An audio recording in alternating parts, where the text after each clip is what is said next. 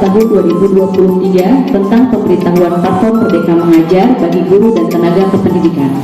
Maksud dan tujuan kegiatan BIMTEK VMM ini adalah dimaksud untuk memberikan bimbingan dan pembinaan kepada para guru dalam menyusun modul pembelajaran dan berkolaborasi dalam berbagi cerita praktik baik di PMM. Saya sudah melaksanakan kegiatan les untuk anak-anak kelas 1 di awal pembelajaran. Jadi di sini saya mengambil topiknya menyelenggarakan les baca untuk peningkatan kemampuan membaca siswa kelas 1 di SDN tingkat 1. Bisakah itu dijadikan sebuah praktik baik? Saya melakukan praktik baik ini karena setiap pada awal tahun pelajaran, siswa kelas 1 masih banyak yang belum bisa membaca. Bahkan ada yang belum bisa mengenal huruf karena keberagaman siswa yang unik itu. Nah, untuk menghadapi siswa yang unik tersebut, maka saya ada ide sendiri tanpa dibayar, tanpa apapun. Banyak orang tua pun Pak yang bertanya berapa bayarnya. Kata saya gratis, yang penting kamu mau membaca ke rumah ibu. Ya, pada awalnya itu yang menjadi startnya Pak. Pada awal tahun pelajaran, siswa kelas 1 masih banyak yang belum bisa membaca bahkan mengenal huruf. Yang kedua, aksi. Tantangan dulu, maaf. Tantangannya di sini untuk penyelenggaraan les baca di rumah kebetulan dekat, itu waktunya pukul 2 siang. Pukul 14 sampai dengan 15. Itu berbenturan dengan waktu TPQ. Tapi saya berkesempatan untuk anak yang tidak TPQ, silahkan kamu datang ke rumah ibu pukul 14 dan alhamdulillah Masya Allah luar biasa. Anak-anak tidak mengenal panas, tidak mengenal capek. Setiap pukul 14 mereka datang.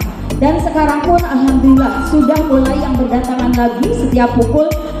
Sekarang diganti oleh saya karena pukul 14 ada rutinitas yang lain. Jadi setiap pukul 16 sampai pukul 17 orang 16.30 itu saya beri kesempatan karena agar yang siswa TPQ mendapat kesempatan untuk belajar di rumah ibu guru.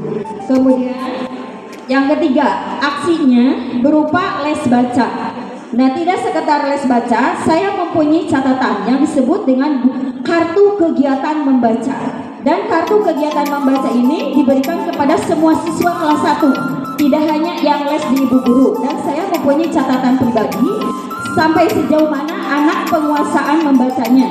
Karena setiap anak berbeda-beda. Ada yang sudah lancar, silahkan boleh datang juga ke rumah ibu guru.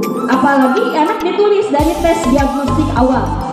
Jadi saya dengan permainan kemarin saja sudah di MPLS melaksanakan permainan untuk mengecek tes awal diagnostik siswa apakah dia sudah mampu membaca atau belum, yaitu dengan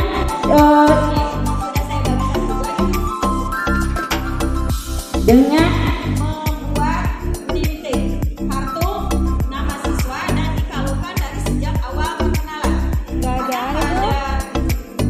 Langsung aja. Di MPLS itu di hari ke-1 saya lakukan pada perkenalan. Nah, saya kalungkan nama-nama mereka dan di hari berikutnya ada games untuk mereka. Silakan kamu perhatikan tulisan nama kamu. Dan ternyata itu juga bisa dijadikan tes awal untuk mengetahui kemampuan membaca siswa.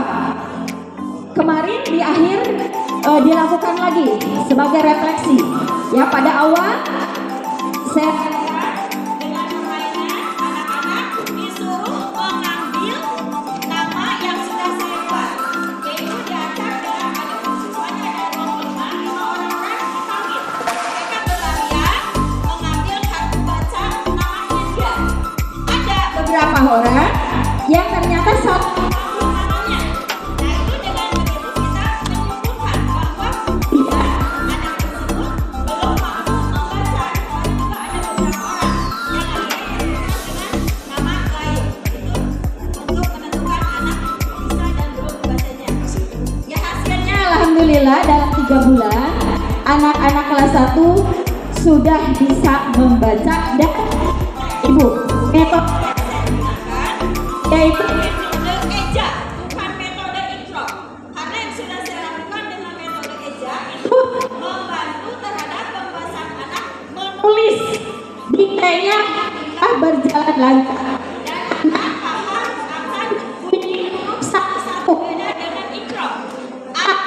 Ada. Ini huruf apa, Dek? Huruf B katanya. Padahal